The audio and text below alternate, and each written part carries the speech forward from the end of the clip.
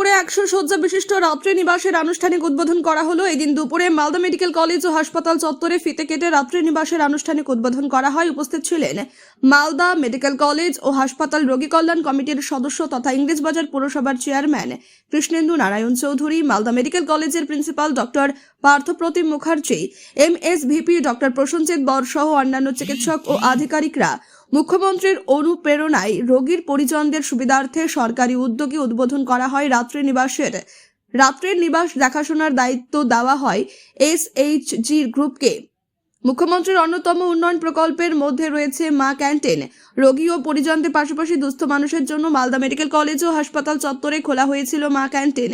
5 টাকায় ডিম ভাত খাওয়ানোর উদ্যোগ গ্রহণ করা হয় সরকারের পক্ষ থেকে। এবার সেই মুকুটে জুড়ল আরও একটি পালক। ওই বিল্ডিংয়ের দোতলা এবং 3 তলা মিলিয়ে রয়েছে 100টি শয্যা। মাত্র 50 টাকার বিনিময়ে মালদা মেডিকেল কলেজ ও হাসপাতালের চিকিৎসাধীন রোগীর পরিজনরা রাত্রি নিবাসে থাকতে পারবেন। বিছানা, শৌচালয় সহ বিভিন্ন সুবিধা রয়েছে রাত্রি নিবাসে। 50 টাকার বিনিময়ে একজন একদিন থাকতে পারবেন। একদিকে রয়েছে মা ক্যান্টিন, যেখানে 5 টাকায় ডিম ভাত খেতে পারবেন রোগী ও রোগীর পরিজনরা। অন্যদিকে 50 টাকার বিনিময়ে রোগীর পরিজনরা থাকতে পারবেন রাত্রি নিবাসে। রাত্রি নিবাস উদ্বোধন হওয়ায় খুশি রোগীর পরিজনরা।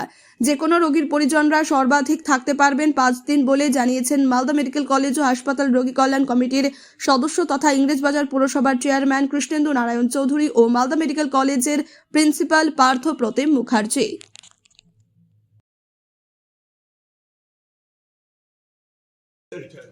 যারা রাত্রেবেলায় থাকবে, দিনেও থাকতে পারে, সেটা না।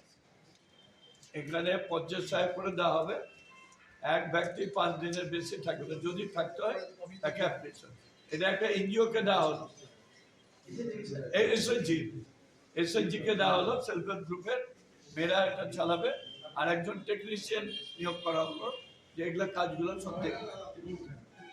মা ক্যান্টিন, তারপরে এটা কি বলবেন? মা ক্যান্টিনটাও আধুনিক করা হচ্ছে। ফ্লোর টোর দিয়ে এখানে ভালো টাকা আমরা করছে, মাননীয় মুখ্যমন্ত্রী এইসব করছেন। এবং সব থেকে বড় কথা হচ্ছে যে গভর্নমেন্টের নাইট শেল্টার ছিল না, আমরা একটা মিউনিসিপালিটি থেকে নাইট শেল্টার করেছিলাম। পরবর্তী গভর্নমেন্ট থেকে এটা করে দেওয়া হলো। যাদের রোগী থাকবে তারা। থ্যাঙ্কস টু প্রিন্সিপাল এবং এমএসভিপি আদার্স যারা আছে, যে এটা প্রস্তাব উঠিয়েছিল সেটাকে আমরা অ্যাপ্রুভ করে আজকে সাকসেস। যাদের পেশেন্ট পার্টি থাকতে পারবে, পেশেন্ট পার্টি তাই কার্ড দেখাতে হবে,